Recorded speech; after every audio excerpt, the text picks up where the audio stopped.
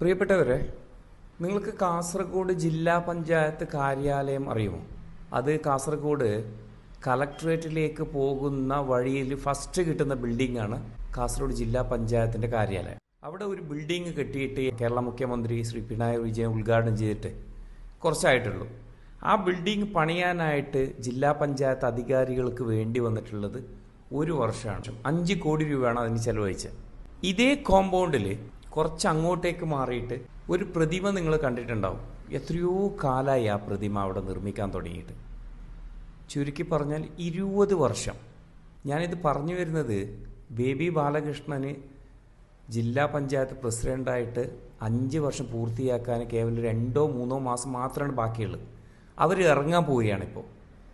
അപ്പോൾ ഇതും കൂടിയിട്ട് 4 പ്രസിഡന്റുമാർ സംഭവം പൂർത്തിയാക്കാതെ ഇറങ്ങിപ്പോവാണിപ്പോൾ. അതിൽ ഒന്ന് ബേബി ബാലകൃഷ്ണൻ ഇപ്പോൾ ഓൾറെഡി ഇറങ്ങിപ്പോകാൻ പോകുന്നുണ്ട്. അതിന് മുമ്പ് AGC ബഷീർ ഉണ്ടായിന്, അവരും ഇറങ്ങിയിട്ട് പോയി. അഡ്വക്കേറ്റ് ശ്യാമള ദേവി ഉണ്ടായിന്, അവരും ഇറങ്ങിയിട്ട് പോയി. P. പത്മാവതി അവരും ഇറങ്ങിയിട്ട് പോയി.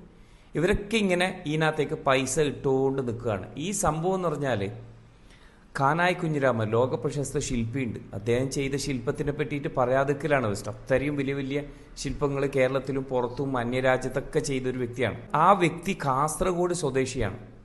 അപ്പോൾ അദ്ദേഹത്തിന് എന്തെങ്കിലും ഒരു കയ്യൊപ്പ് കാസർഗോട്ടേക്ക് വേണമെന്ന് പറഞ്ഞിട്ടാണ് ആ കാലത്ത് 20 വർഷം മുമ്പ് ആരോ ഒരാളെ നിർബന്ധം കൊണ്ട് അങ്ങനെയുള്ള ഒരു സംഭവം കാസർഗോഡ് നിർമ്മിക്കാൻ തുടങ്ങിയത്.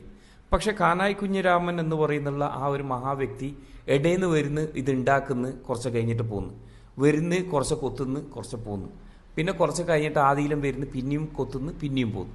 ഇതൊക്കെയാണ് അവിടെ ഇപ്പം നടക്കുന്നുള്ളത്. പക്ഷെ അത് പൂർത്തിയാക്കാൻ ഇന്നേ വരെ പറ്റിയിട്ടില്ല. ഇതിപ്പോൾ ഞാൻ ഇങ്ങനെ നിങ്ങളോട് ഇത് പറയാൻ കാരണം എന്ന് പറഞ്ഞാൽ, അത് കാസർഗോഡ് ജനങ്ങൾക്കൊന്നും വലിയ ആവശ്യമുള്ള സംഭവമൊന്നുമല്ല.